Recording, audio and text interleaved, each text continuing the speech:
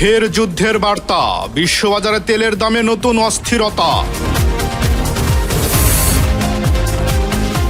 মধ্যপ্রাচ্যে নতুন যুদ্ধের আগুন, মার্কিন ঘাঁটিগুলোতে ইরানের হামলার দাবি।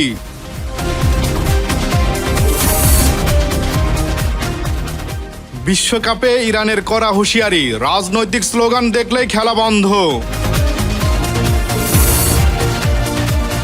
এবং ইউক্রেনে নতুন হামলা, ড্রোন আঘাতে প্রাণহানি ও ব্যাপক ক্ষয়ক্ষতি।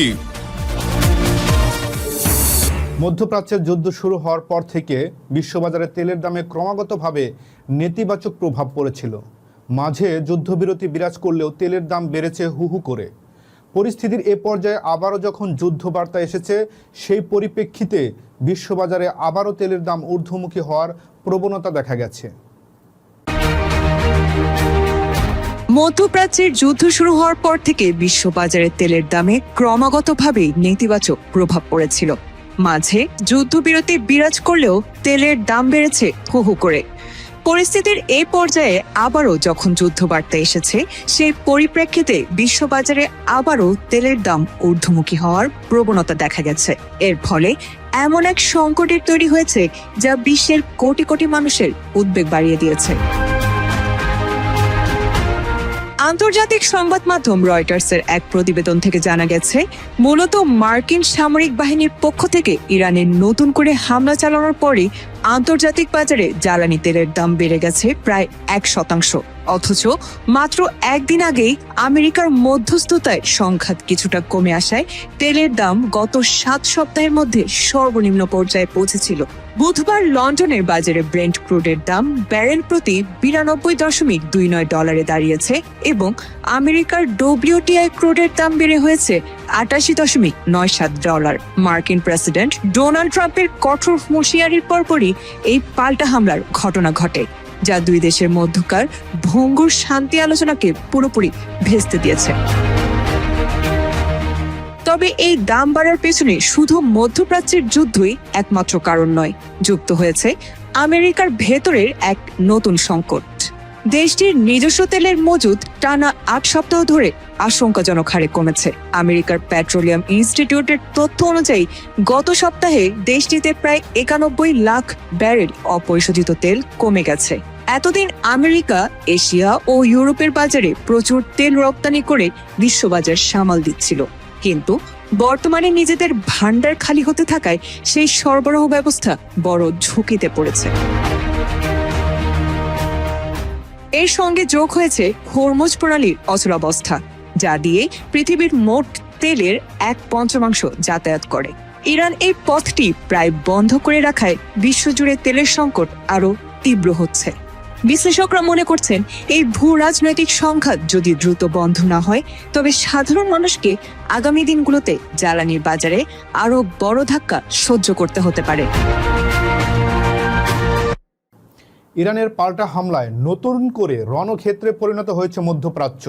মার্কিন বিমান হামলার তীব্র প্রতিশোধ নিতে একযোগে 21টি মার্কিন সামরিক লক্ষ্যবস্তুতে ড্রোন ও দূরপাল্লার ক্ষেপণাস্ত্র বর্ষণ করেছে আইআরজিসি।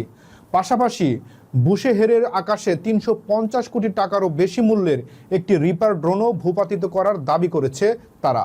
টাইমস অব ইসরায়েলের প্রতিবেদনে তথ্য জানানো হয়। বিস্তারিত ডেস্ক রিপোর্টে। ইরানের পাল্টা হামলায় নতুন করে রণক্ষেত্রে পরিণত হয়েছে মধ্যপ্রাচ্য। মার্কিন বিমান হামলার তীব্র প্রতিশোধ নিতে একযোগে 21টি মার্কিন সামরিক লক্ষ্যবস্তুতে ড্রোন ও দূরপাল্লার ক্ষেপণাস্ত্র বর্ষণ করেছে আইআরজিসি। পাশাপাশি বুশেহেরের আকাশে 350 কোটি টাকারও বেশি মূল্যের একটি MQ-9 রিপার ড্রোনও ভূপাতিত করার দাবি করেছে তারা। টাইমস অব ইসরায়েলের প্রতিবেদনে এ তথ্য জানানো হয়।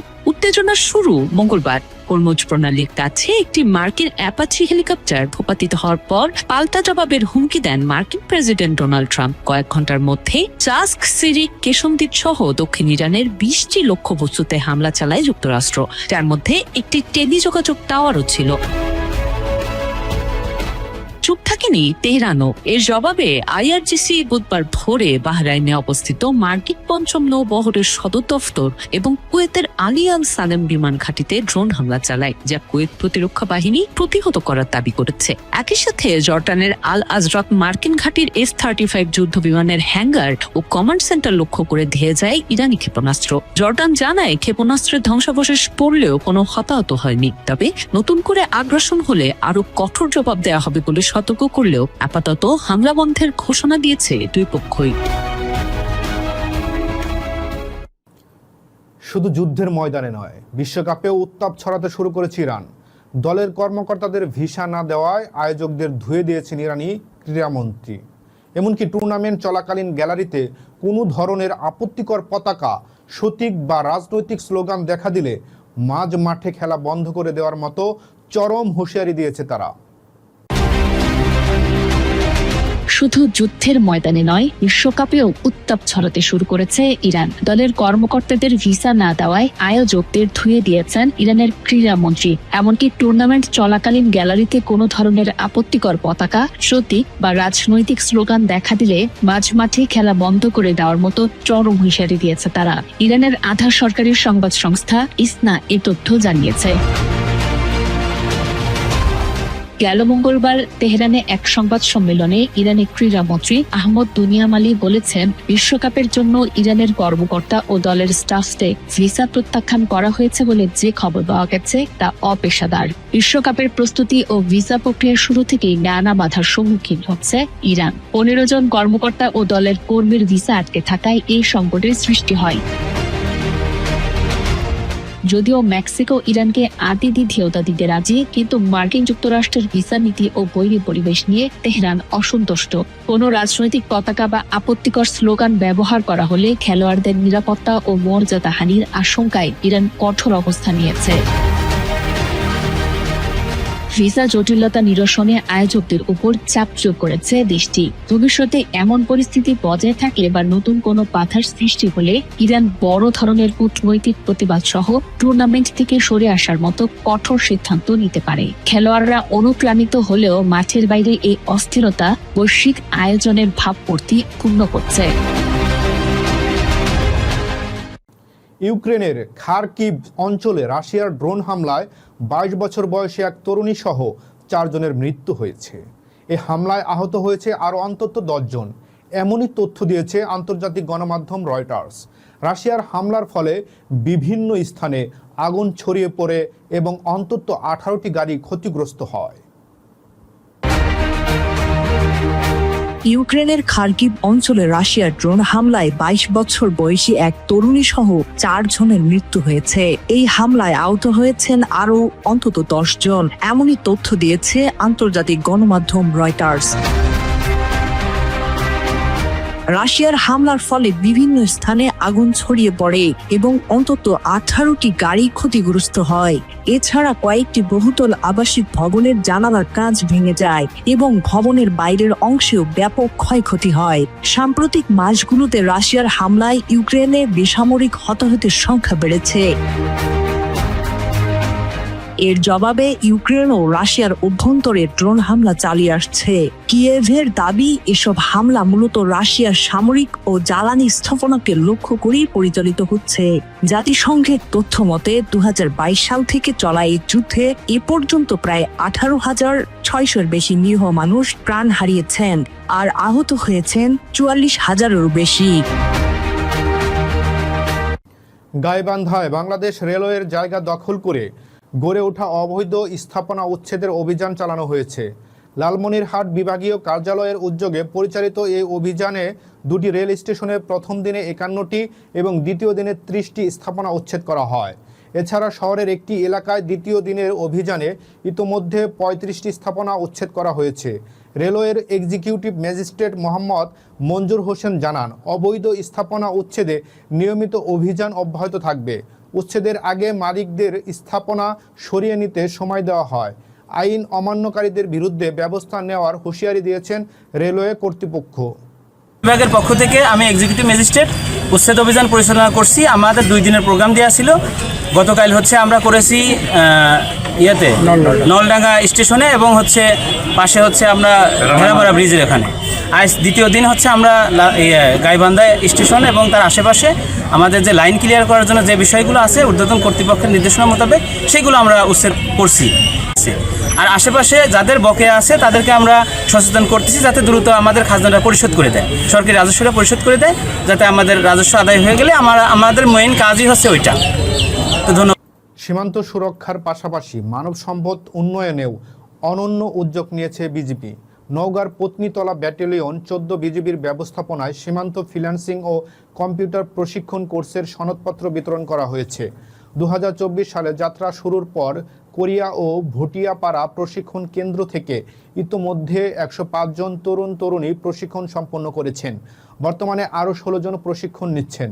বিজিবি বলছে এই উদ্যোগ যুব সমাজকে আত্মনির্ভরশীল করে তুলছে এবং মাদক চোরাচালানের মতো অপরাধ থেকে দূরে রাখতে সহায়তা করছে। অনুষ্ঠানে উপস্থিত অতিথিরা ও উদ্যোগের ভূয়সী প্রশংসা করেন। পাঁচবিবি উপজেলায় 107 জন যুবক সমাজকে তারা প্রশিক্ষণ প্রদান করেছেন কম্পিউটার। জয়পুরহাটে এতে আমি দেখেছি যে পাঁচবিবি একটি মাদক প্রবণ এলাকা। জেলা ম্যাজিস্ট্রেট হিসাবে আমাকে প্রতি মাসে জেলা কারাগার পরিদর্শন করতে হয়। অর্থনৈতিক দৈন্যতা যেটা বলি, নিজে স্বাবলম্বী হয়ে কিছু কাজ করা নিজের জন্য, নিজের পরিবারের জন্য, তাহলে আমরা আমাদের যে অর্থনৈতিক আজকে আমাদের এই অনুষ্ঠানটি আমরা আয়োজন করতে পেরেছি। জেনারেল কমান্ডার শফিকুজ্জামান, যার কারণে আমরা শুধু উচ্চশিক্ষার দিকেই মনোযোগী হচ্ছি, আর আমাদের যে শিক্ষার কাঠামো বা আমাদের যে মাইন্ডসেট এটা অনেকটা কেরানি নির্ভর। পার্থক্য কতটুকু আছে নাকি বলেন? এর প্রমাণ কিন্তু আমরা এখন দেখছি বিভিন্ন জায়গায় এবং নওগাঁ, পাঁচবিবি, যশোর বিভিন্ন এলাকায় দেখছি। এটি আমার হিসাবে আমরা অত্যন্ত গর্বিত যে দায়িত্ব আমরা সবাই একসাথে পালন করি। নীলফামারীর সৈয়দপুরে আগুনে দগ্ধ হয়ে এক বৃদ্ধের মৃত্যুর ঘটনায় মামলা নথিভুক্তের দাবিতে থানার সামনে বিক্ষোভ ও সড়ক অবরোধ করেছেন স্বজন ও এলাকাবাসী। নিহত আফাস উদ্দিনের পরিবারের অভিযোগ, জমি নিয়ে বিরোধের জেরে প্রতিপক্ষের লোকজন তার ঘরে পেট্রোল ছিটিয়ে আগুন দেয়। গুরুতর দগ্ধ অবস্থায় চিকিৎসাধীন থাকা আফাস উদ্দিন পরে মারা যান। ঘটনার পর মামলা গ্রহণ না করার স্বজনরা মরদেহ নিয়ে থানার সামনে অবস্থান নেন এবং সড়ক অবরোধ করেন। পরে নিহতের ছেলে বাদী হয়ে 11 জনকে আসামি করে মামলা দায়ের করলে অবরোধ প্রত্যাহার করা হয়। পুলিশ জানিয়েছে মামলাটি নথিভুক্ত করা হয়েছে এবং তদন্ত সাপেক্ষে প্রয়োজনীয় ব্যবস্থা নেওয়া হবে। নতুন বাড়ি তুলবো, নতুন বাড়ি তোলার জন্য সিমেন্ট, বালু, রড যেগুলো লাগে সেগুলো নতুন বাড়িতে এক ছোট ঘর তুললা আমার নানা ওখানে থাকে, ওলা রাখার জন্য ওখানে থাকে। আমার নানা ঘুমাইছে 2টা বাজে, ঘুমাইছে আমার নানারে 4টা বাজে। 2 তারিখে বুধবার, 2 তারিখে আমার নানারে সব বসে এসিড মারা হয়। এসিড মারা হওয়ার পর সৈয়দপুরে আমরা ভর্তি হই। ভর্তি হওয়ার পর সৈয়দপুরে আমার বাবার নেয় না, পরে আমার রংপুর যায়, রংপুরেও নেয় না।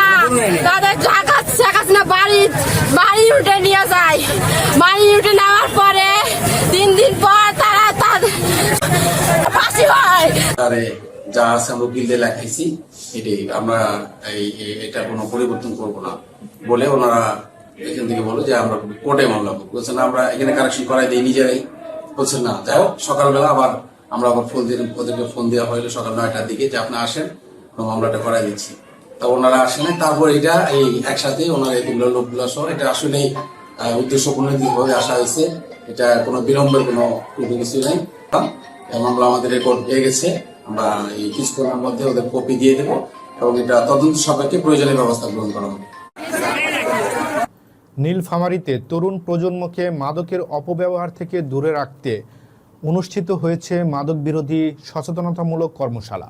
বুধবার বিকেলে সদর উপজেলার কোকই বাজার সংলগ্ন কোকই মিশনে এই কর্মশালার আয়োজন করে উত্তরবঙ্গ শিশু উন্নয়ন প্রকল্প নিজে বাঁচুন পরিবারকে বাঁচান স্লোগানকে সামনে রেখে আয়োজিত অনুষ্ঠানে প্রধান আলোচক ছিলেন মাদকদ্রব্য নিয়ন্ত্রণ অধিদপ্তর নীলফামারীর উপপরিচালক মোহাম্মদ আনিসুর রহমান খান। তিনি মাদকের ভয়াবহ ক্ষতিকর প্রভাব ও প্রতিরোধ করণীয় বিষয়ে আলোচনা করেন। শেষে শিক্ষার্থীদের মাদক বিরোধী শপথ পাঠ করানো হয় এবং লিফলেট ও সচেতনতামূলক সামগ্রী বিতরণ করা হয়। আয়োজকরা জানান ভবিষ্যতেও এ ধরনের কার্যক্রম অব্যাহত থাকবে। মায়াজালে নিজেকে জড়াবো না, অন্যকে জড়াতে সহায়তা করবো না,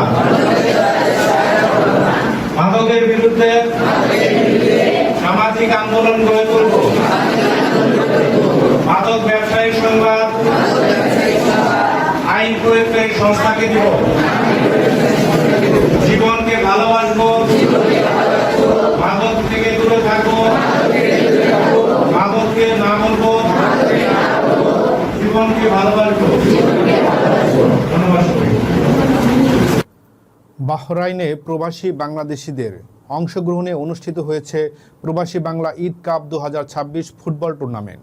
রাজধানীর মানামার আল হাসাম ক্লাব স্টেডিয়ামে আয়োজিত এ প্রতিযোগিতায় অংশ নেন বাহরাইনের 4টি শীর্ষ বাংলাদেশি ফুটবল ক্লাব।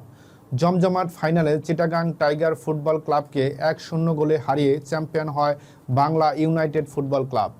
খেলা উপভোগ করতে মাঠে উপস্থিত ছিলেন বিপুল সংখ্যক প্রবাসী বাংলাদেশি। প্রধান অতিথি হিসেবে উপস্থিত ছিলেন বাহরাইনে নিযুক্ত বাংলাদেশের রাষ্ট্রদূত মোহাম্মদ রইস হাসান সারোয়ার।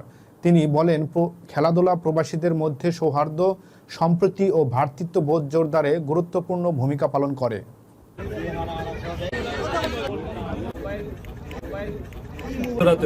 যথেষ্ট উৎসাহ এবং আনন্দ দেখা যাচ্ছে। আমরা যারা এর সাথে জড়িত ছিল, আমি শুনেছি বাহরাইনের সবাইকে এবং আমাদের কমিউনিটির সকল নেতৃবৃন্দ এবং বাংলাদেশ কমিউনিটির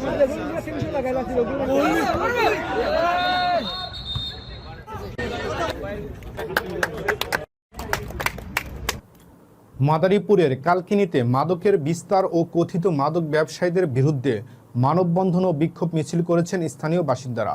বুধবার বিকেলে দক্ষিণ গোপালপুর এলাকায় আয়োজিত কর্মসূচিতে বিভিন্ন শ্রেণী পেশার মানুষ অংশ নেন। বক্তারা অভিযোগ করেন, দীর্ঘদিন ধরে এলাকায় মাদক কেনাবেচার কারণে যুব সমাজ বিপদগামী হচ্ছে এবং প্রতিবাদকারীরা হয়রানির শিকার হচ্ছেন। তারা মাদক ব্যবসায়ের সঙ্গে জড়িতদের বিরুদ্ধে দ্রুত তদন্ত ও আইনগত ব্যবস্থা নেওয়ার দাবি জানান। মানববন্ধন শেষে একটি বিক্ষোভ মিছিল এলাকায় বিভিন্ন সড়ক প্রদক্ষিণ করে। অংশগ্রহণকারীরা মাদকমুক্ত সমাজ গঠনে প্রশাসনের কার্যকর পদক্ষেপ কামনা করেন। ইদানিং মাদক বিক্রেতা এবং মাদক যারা সেবন করে তাদের জ্বালা এলাকাবাসী অতিষ্ঠ হয়ে গেছে এবং তাদেরকে নিষেধ করলে হুমকি দামকি দেয়। গাঁজা দিয়া ধরাই দিবে, বাবা দিয়া ধরাই দিবে, 10 লাখ থুয়ে দিছি, ওই পুলিশ দিয়া ধরাই দিব, বিভিন্ন নাম দিছে। এখানে ওই লাশ বাগান, কলা বাগান, শাল বাগান, এই বিভিন্ন স্পট আছে, এখানে বিক্রিও হয়, সেবনও হয়। বিশেষ করে আমাদের এলাকার ওই যে জয়নালের ছেলে আছে একটা সুজন, আছে, এই ধরনের কিছু লোকজন আমাদের এলাকাটার একদম নষ্ট করে ফেলাইছে। আমাদের যারা ছেলে পেলে আছে, ছোট ছোট এই যে বাচ্চারা দেখেন, এরা কিন্তু এগুলা কিছুই চিনতো না, জানতো না, এখন এরা ওই সব বাগান চিনে। এরকম উত্তপ্ত করতেছে, এমন এই জায়গায় যে কোনো জনের নাম বলা হয়েছে, এরা কিন্তু এই বেছে। আমাদের আনুবাফারি আছে, এদের সাথে মাদক আমাদের এলাকায় জড়িত হয়ে বিক্রি করে। রাস্তা দিয়ে মহিলারা হাঁটতে পারে না, আমাদের বাচ্চা কাচ্চা হাঁটতে পারে না। দ্বিতীয় হলে যে আমার হুমকি দিয়েছে, আমার পকেটে ভরে দিবে, দেখতে আছে লাইট মারি আমারে যে আমি কে, আমার বলতেছে কে মামায়, আমি বলছি হ, আমি যাইতে পারি, আমার কোবাইবে, আমার ঘর আমার ভ্যান আছে, আমি ভ্যান চালাই, আমার ভ্যান নিয়ে যাবে, এভাবে আমাকে অত্যাচার করতেছে, আমার মহল্লাবাসীকে অত্যাচার করতেছে।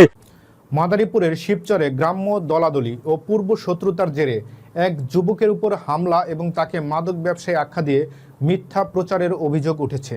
বুধবার সকালে শিবচর পৌর বাজারের একটি চাইনিজ রেস্টুরেন্টে ভুক্তভোগী আরাফাত বয়াতি ও তার পরিবার সংবাদ সম্মেলন করেন। তারা জানান, 2 জুন রাতে বাড়ি ফেরার পথে প্রতিপক্ষের 8 থেকে 10 জন দেশীয় অস্ত্র নিয়ে হামলা চালিয়ে তাকে গুরুতর আহত করে। এ ঘটনায় মামলা হলে একজন গ্রেপ্তার হয়। এরপর থেকে প্রতিপক্ষ তাদের হুমকি দিচ্ছে এবং মিথ্যা প্রচার চালাচ্ছে বলে অভিযোগ করেন ভুক্তভোগী পরিবার। তাদের ঘটনার সুষ্ঠু তদন্ত ও দোষীদের বিচার দাবি করেন। আল্লাহ তার হাতে বাঁচাই রাখছে, তারা মরে গেছে, ভাই তারা ওখানে ফালাইতে চলে গেছে, কিন্তু তারা আমরা ঠিক আমার বিরুদ্ধে মানে উত্তর বাসকান্দি আমার নিজ গ্রামে আপনার ফকির বাড়ির অলি ফকিরের নেতৃত্বে বিগত 1.5 বছর আগে আমার স্বামীরে এমন ভাবে নুন্নু ফকির, দেলোয়ার ফকির, রুমান ফকির নেতৃত্বে হাত পা পিটে শুধু তার চার হাত পাও ভেঙে গুঁড়া করে ফেলছে তারা। রাহিম গতকালকে আমার বিরুদ্ধে মানে বিগত 2 তারিখ রাত 9টার দিকে কোমর পার স্কুলটা পার হয়ে যাওয়ার সময় আমার বিরুদ্ধে মানে উত্তর বাঁশকান্দি আমার নিজ গ্রামে আপনার ফকির বাড়ির অলি ফকিরের নেতৃত্বে একটা ভুয়া মিথ্যা বানোয়াট সংবাদ সম্মেলন করছে আমার নামে। সেটা হলো বিগত 2 তারিখ রাত 9টার দিকে কোমর পার স্কুলটা পার হয়ে যাওয়ার সময় ফকির বাড়ির নুন্নু ফকির, বেলার ফকির, তারপর আপনার রুবেল ফকির সহ জান্নাত অপু এরা কিছু লোক আমারে ওই ফাঁকা জায়গায় ভ্যানের মধ্যে যাওয়ার সময় আটকাইছে। ভ্যানে মানে ওরা যাত্রী হিসাবে উঠবো, আটকাইছে। আটকানোর পরে হলো পাথারি লাঠিদা বাড়ি দেওয়ার পরে একটা পর্যায়ে একটা স্যান দিয়ে একটা কোপ দিয়েছে আমরা পায়ে, ডান পায়ে। আর হলো মাথার মধ্যে আপনার এইখানে পচাইছে, গেডিতে পিঠে, তারপরে যে এইখানে পচাইছে, কোপ দিছে পায়ে। ঠিক আছে, এটা গেল অলি ফকির। ওইখানে চ্যালেঞ্জ করছে মানে গ্রামে আমাদের ওই যে গতকালকের সংবাদ সম্মেলনে যে আমাদের ফকির বাড়ির কোন লোক যদি আরাফাত বয়তির গায়ে হাত দেয় বা ন্যূনতম টোক্কা দেয়, এটা দায়ভার আমি নিব এবং কি বিচার যা করার আমি করব। আমি তারকে আজকে এই যে সংবাদ সম্মেলনের মধ্যে তার আমি চ্যালেঞ্জ করলাম আপনাদের মধ্যে, এই যে আমার এই যে আপনারা দেখেন আমার পায়ে কয়টা সিলাই, আমার গেডি বছরে যা বাবা এগুলো এলো ঢুকাইছে, এই মাদক বিক্রি করে এগুলো বাধা দিছে, নিন্দা জানাইলাম। আর আমি এটা সঠিক বিচারটা চাইতেছি এবং এরা পরবর্তী ব্যবস্থা নিবে। এবং কি এই ওসি, ওই যে বর্তমান যে ওসি সম্মানিত ওসি সাহেব আছে আমাদের শিবসা থানার, এই রোমান ফকির নামে যে ব্যক্তিটা, এই ব্যক্তিটা তারে ফ্যাসিস্ট আখ্যায়িত বইলা মানে তারে উপাধি দিছে। সে মামলা গ্রহণ করছে দেখা তারা ফোন দিছে জানি মামলা নেওয়ার নাই। একজন পুলিশ আইন তো তার সঠিক বিচারটাই করবো, আইন তো তার মামলা নিবই, সঠিক আইন। সে তার মানে মামলা করছে দেখা সে পুলিশে ফ্যাসিস্ট বলছে। মুন্সিগঞ্জে শ্রীনগরে ফ্রান্স প্রবাসী জাহাঙ্গীরের জমি দখল ও বিক্রির চেষ্টার অভিযোগ উঠেছে। উপজেলার আরধিপাড়া মুন্সিরহাটি গ্রামে এই ঘটনাকে কেন্দ্র করে উত্তেজনা দেখা দিয়েছে। অভিযোগ অনুযায়ী জাহাঙ্গীরের মালিকানাধীন 22.16% জমি দখলের চেষ্টা করেছেন স্থানীয় প্রভাবশালী কয়েকজন ব্যক্তি। এ ঘটনায় তিনি রমজান শেখ ও আজিজুল ইসলাম সহ সংশ্লিষ্টদের বিরুদ্ধে শ্রীনগর থানায় লিখিত অভিযোগ দায়ের করেছেন। জাহাঙ্গীরের দাবি করেন তার ভাই বোন নিজেদের জমি বিক্রি করলেও তার অংশের জমি তিনি কখনোই বিক্রি করেননি। এ বিষয়ে শ্রীনগর থানার ওসি মিল্টন দত্ত জানান, অভিযোগ পাওয়া গেছে এবং তদন্ত সাপেক্ষে প্রয়োজনীয় ব্যবস্থা নেওয়া হবে।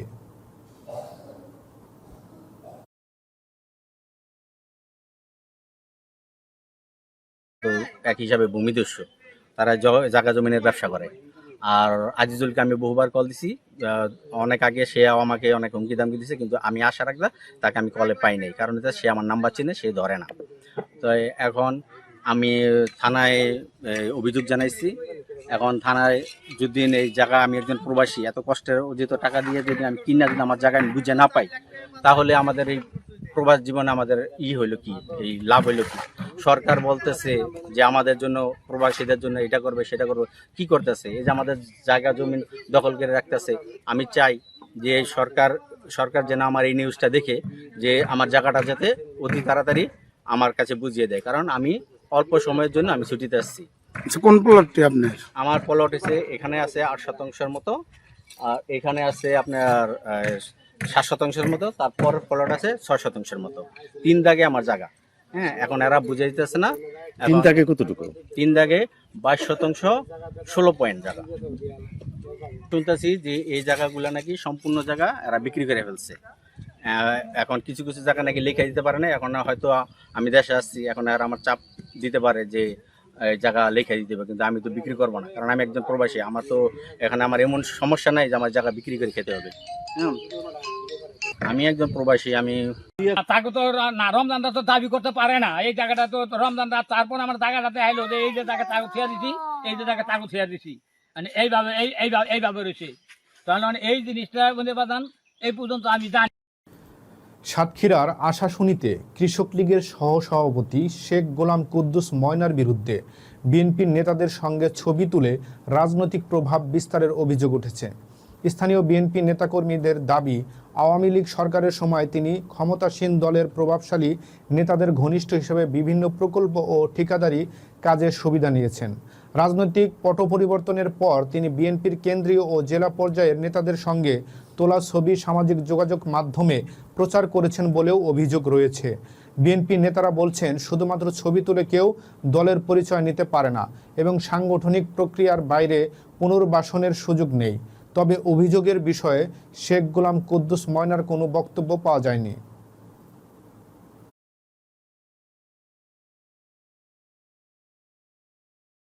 মানিকগঞ্জের দৌলতপুর উপজেলার পারমাস্তুল গ্রামে সামাজিক নেতৃত্ব ও আধিপত্য বিস্তারকে কেন্দ্র করে পাল্টাপাল্টি অভিযোগে উত্তেজনা ছড়িয়েছে। চুরি, হামলা, লুটপাট, গরু ছুটিয়ে নেওয়া এবং ধর্ষণ চেষ্টার অভিযোগকে ঘিরে গ্রামের দুটি পক্ষের মধ্যে বিরোধ তীব্র আকার ধারণ করেছে। এক পক্ষের দাবি, চুরির ঘটনাকে কেন্দ্র করে তাদের বিরুদ্ধে মিথ্যা অভিযোগ আনা হয়েছে। অন্যদিকে প্রতিপক্ষের বিরুদ্ধে হামলা ও লুটপাটের অভিযোগে উঠেছে। স্থানীয়দের মতে দীর্ঘদিনের সামাজিক বিভক্তি এই বিরোধের মূল কারণ। তবে দৌলতপুর থানার পুলিশ জানিয়েছে, এ ঘটনার এখনও কোনো লিখিত অভিযোগ পাওয়া যায়নি। স্থানীয় সচেতন মহল নিরপেক্ষ তদন্ত সুষ্ঠু সমাধানের দাবি জানিয়েছেন।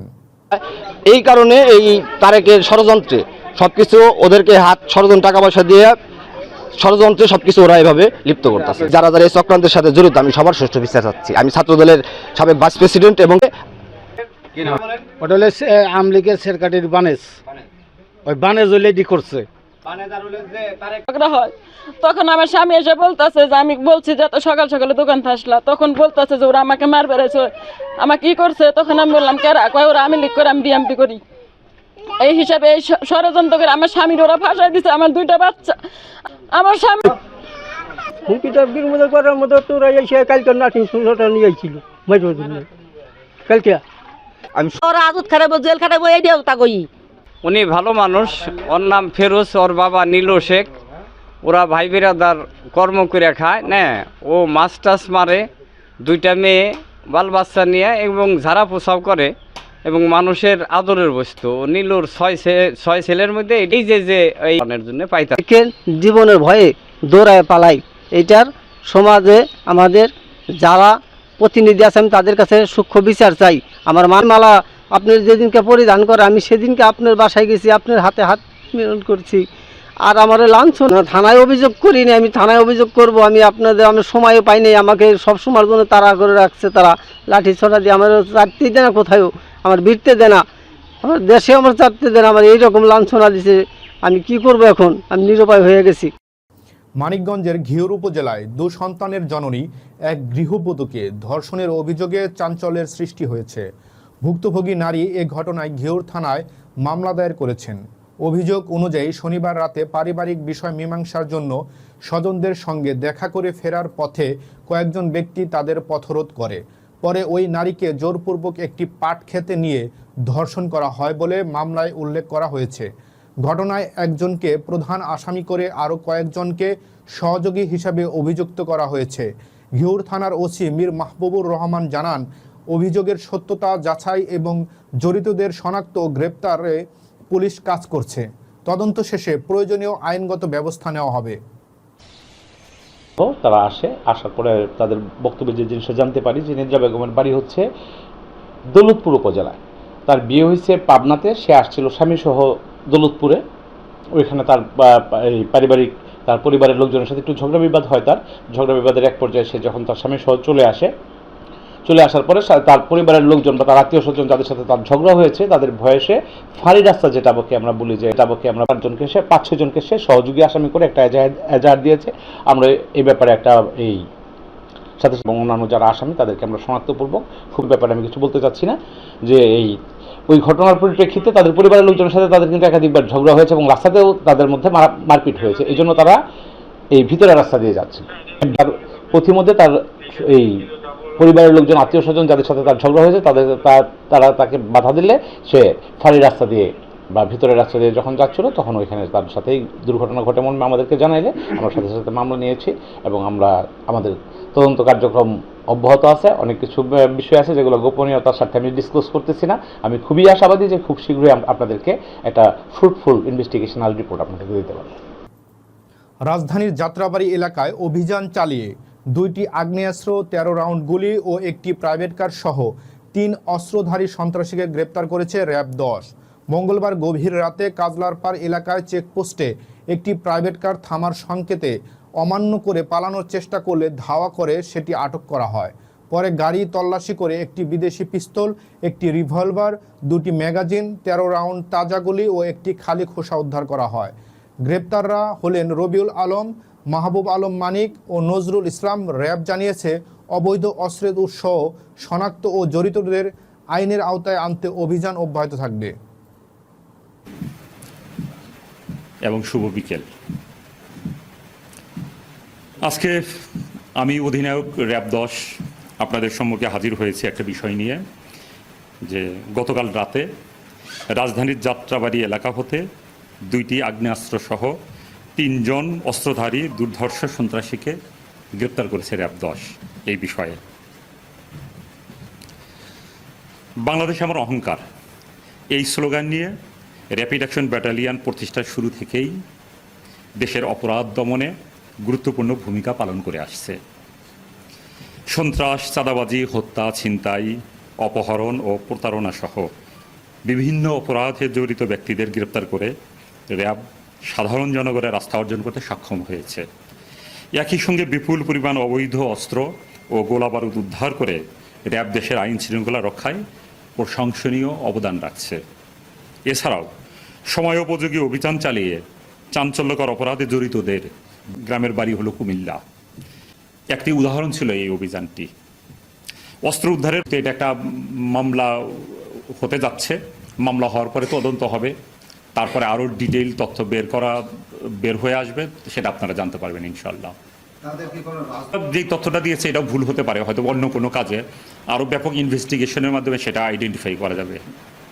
সন্ত্রাসী, মাদক ব্যবসায়ী, যারা চাঁদাবাজ, প্রত্যেকের বিরুদ্ধে অভিযান পরিচালনা হচ্ছে এবং এই অভিযান অব্যাহত থাকবে ভবিষ্যতেও।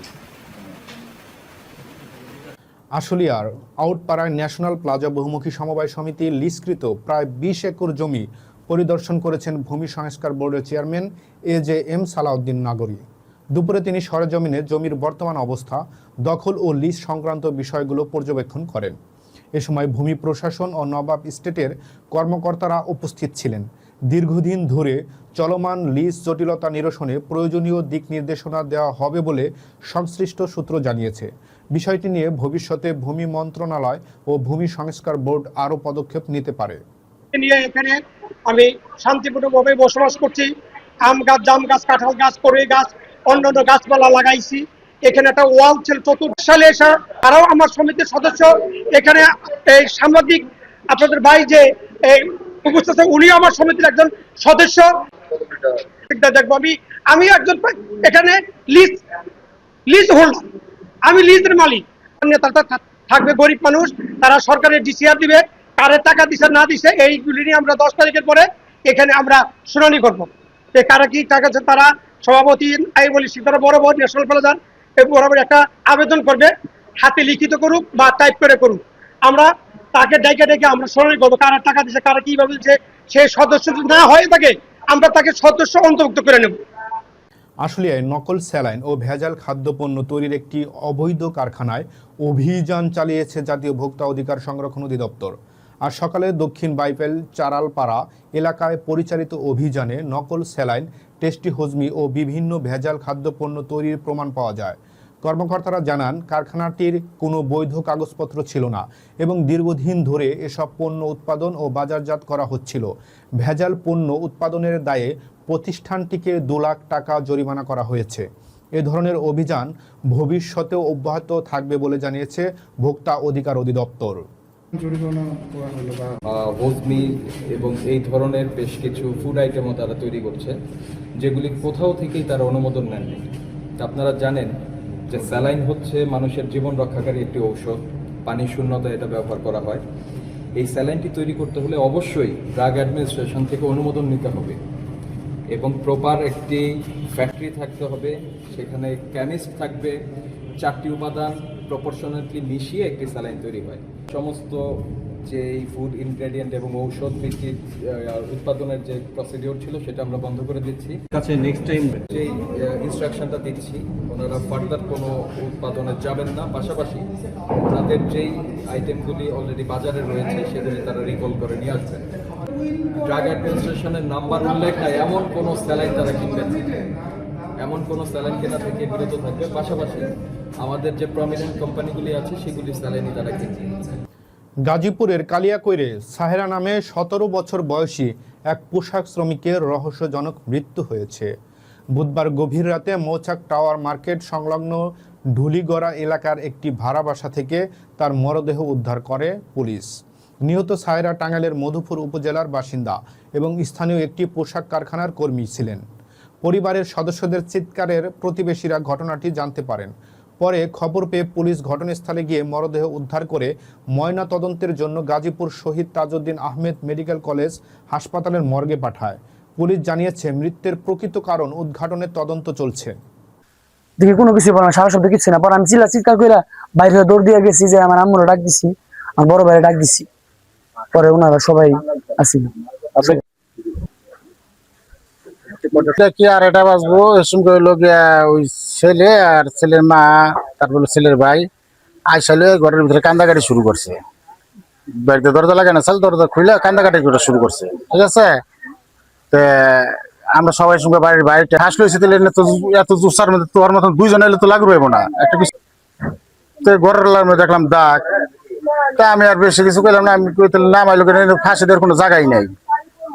এই তো 2 কথা বাড়ির সবাই জানলে সঙ্গে সবাই একখানি। আমরা কুড়িগ্রামের রাজারহাট উপজেলার নাজিম খান ইউনিয়নের বাসরা ঈদগাহ মাঠ সংলগ্ন তিস্তার সংযোগ ড্রেনের উপর নির্মিত কাঠের সেতু হঠাৎ ভেঙে পড়ায় বিপাকে পড়েছে 2 থেকে 3 গ্রামের মানুষ। সেতুটি ভেঙে পড়ায় এক মোটরসাইকেল আরোহী দুর্ঘটনার শিকার হলেও স্থানীয়দের সহায়তায় তাকে উদ্ধার করা হয়। একমাত্র যাতায়াত পথটি বন্ধ হয়ে যাওয়ায় জনদুর্ভোগে চরমে পৌঁছেছে। এ অবস্থায় এনসিপির যুগ্ম আহ্বায়ক মোহাম্মদ সাইফুর রহমান মণ্ডল ঘটনাস্থল পরিদর্শন করে নিজস্ব অর্থায়নে অস্থায়ী চলাচলের ব্যবস্থা করার আশ্বাস দিয়েছেন। এলাকাবাসীর দাবি, দ্রুত টেকসই সেতু নির্মাণ না হলে তাদের ব্যবসা বাণিজ্য ও স্বাভাবিক জীবনযাত্রা মারাত্মকভাবে ব্যাহত হবে। আতিক মুজাহিদ ভাইয়ের সাথে আমি কথা বলছি, তা উনি একটু আশ্বাস দিয়েছে যত দ্রুত সম্ভব আমি এই ব্রিজটা কিভাবে করা যায় এই বিষয় নিয়ে আমি কথা বলবো। আর একটা কথা বলছি যে আপনারা আসছেন, এই যে সাংবাদিক ভাইয়েরা, অসংখ্য ধন্যবাদ। আর এখানে প্রায় 200-300 লোক যাতায়াত করে, তাদের আসলে পরিস্থিতি একেবারে ভয়াবহ। অটো রিক্সা এবং এই যে একটা মোটরসাইকেল পড়ে গেছে, এটা আসলে খুব খারাপ। আমি যত দ্রুত পারি এমপি সাহেবকে দ্রুত বলবো।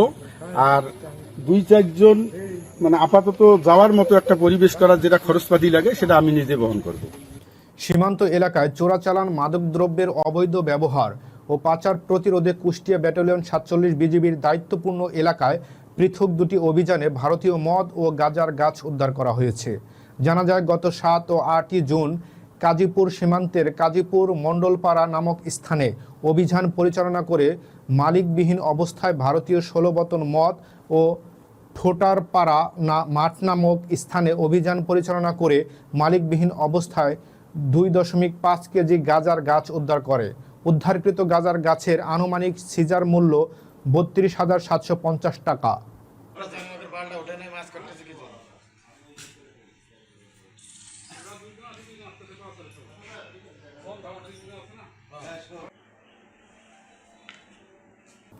যুব সমাজকে মাদকের ভয়াবহতা থেকে দূরে রেখে খেলাধুলায় সম্পৃক্ত করার লক্ষ্যে কুষ্টিয়ায় অনুষ্ঠিত হয়েছে মাদক বিরোধী প্রীতি ফুটবল ম্যাচ। বুধবার বিকেলে স্থানীয় বাদবাজার ফুটবল মাঠে এ খেলার আয়োজন করে মাদকদ্রব্য নিয়ন্ত্রণ অধিদপ্তর, কুষ্টিয়া জেলা কার্যালয়। খেলায় বাদবাজার যুব স্পোর্টিং ক্লাব ও কুষ্টিয়া ফ্রেন্ডস ক্লাব অংশগ্রহণ করে। প্রতিদ্বন্দ্বিতাপূর্ণ ম্যাচে কুষ্টিয়া ফ্রেন্ডস ক্লাব 5 গোলে জয়লাভ করে। প্রধান অতিথি হিসেবে উপস্থিত ছিলেন মাদকদ্রব্য নিয়ন্ত্রণ অধিদপ্তর কুষ্টিয়ার উপপরিচালক আসলাম হোসেন। খেলা শেষে তিনি বিজয়ী ও পরাজিত দলের হাতে পুরস্কার তুলে দেন এবং খেলাধুলার গুরুত্ব তুলে ধরে সবাইকে মাদকমুক্ত সমাজ গঠনে আহ্বান জানান।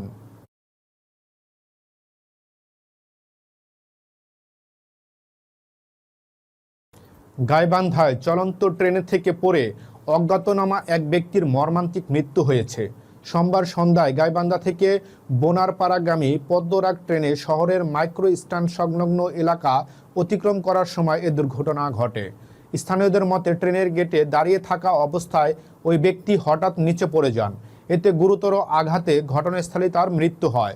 নিহত ব্যক্তির বয়স আনুমানিক 36 বছর বলে ধারণা করা হচ্ছে। রেলওয়ে পুলিশ জানিয়েছে এখনও তার পরিচয় শনাক্ত করা সম্ভব হয়নি। পরিচয় নিশ্চিত করতে পিবিআইকে খবর দেওয়া হয়েছে এবং আইনানুগ প্রক্রিয়া চলমান রয়েছে। সামনে ট্রেনের উপরে ছিল, তারপর ট্রেনের ঝাঁকে উনি সামলাতে না পেরে ট্রেনটা যখন জোরে ছাড়ছে তখন উনি পড়ে গিয়ে ঘষে গেছে ওখান দিয়ে, তারপর বডিটা ওই পাশে পড়ছে আর অর্ধেক বডি ওখানে ছিল। কবরস্থানের পাশে অর্থাৎ মাইক্রো স্ট্যান্ডের পাশে একজন লোক ট্রেনের ভিতর থেকে ট্রেনের গেটে বসেছিল, গেট থেকে পড়ে দুই ভাগে ভাগ হয়ে গেছে। নাভির অংশ একদিকে, নাভির থেকে উপরে একদিকে, নাভির থেকে নিচে একদিকে। এখন পর্যন্ত নাভিটা আমি এখানকার কাজ সম্পূর্ণ করেছি।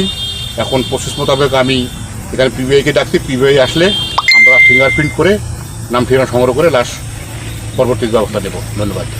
দর্শক, সংবাদ শেষ করব, যার আগে জানিয়ে দেব শিরোনামগুলো আরও একবার। ফের যুদ্ধের বার্তা, বিশ্ববাজারে তেলের দামে নতুন অস্থিরতা। মধ্যপ্রাচ্যে নতুন যুদ্ধের আগুন, মার্কিন ঘাঁটিগুলোতে ইরানের হামলার দাবি।